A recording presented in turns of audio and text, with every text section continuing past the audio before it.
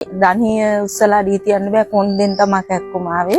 ඇත්තෙන්ම හොඳයි 100%ක්ම විශ්වාසයි. මම නන්දාවති පාදුක්කේ ඉඳලා ඇවිල්ලා 4 සැරයක් බෙහෙත් ගත්තා. මම කුවේට් එකේ අවුරුදු 21ක් වැඩ කරලා තියෙනවා. ඒ වැඩ කරන කාලේ ටිකක් වැඩ කරනකොට කොන්දේ කැක්කුම ඇදුණා. හැමතැනම බෙහෙත් ගත්තා අඩු වුණේ නෑ මට. ඊට පස්සේ මං ගිහිල්ලා ආයිත් ආපහු ඉක්මනට ආවා මෙතන දැනගෙන මම මෙතන හොයාගත්තේ Facebook එකෙන් තමයි බැලුවේ. බෙහෙත් ගත්තට පස්සේ මට ගොඩාක් අඩුයි දැන්. මේ පස්වෙනි ගමන තමයි ආදාවේ. ඉස්සර නැකිట్లా එහෙම යන්න අමාරු. කොන්දෙන් තමයි ආවේ කැක්කුම. ඩොක්ටර් ගොඩාක් මට බෙහෙත් තෙල් ගාලා මසාජ් කරලා බෙහෙත් පත්තු බැඳලා බොන ඒවා හරියට දුන්නා. ඒ ටික මං හරියට කෙරුවා ගොඩාක්ම අඩුයි. දෙන්න මේ මං යන සැරේ ඩොක්ටර්ට වැඳලා යන්නේ. ඒ තරම් ගුණයි.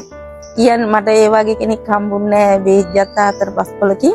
ඒ වගේ කවදාවත් හම්බුන්නේ නැහැ. ඒ වගේ ඩොක්ටර් කෙනෙක් හොඳටම බෙහෙත් කරලා හොඳටම කතා කරන හරිම හොඳයි. දරුවෙක් වගේ.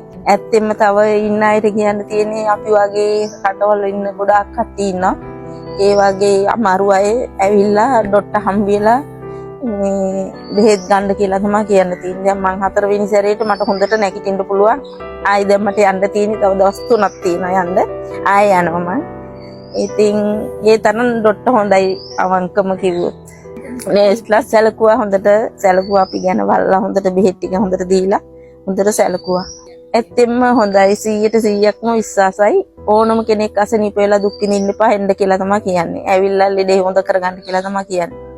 අපි දුර ඉඳලත් ආවා. ආපු එකෙන් අපිට ප්‍රතිඵල තියෙනවා.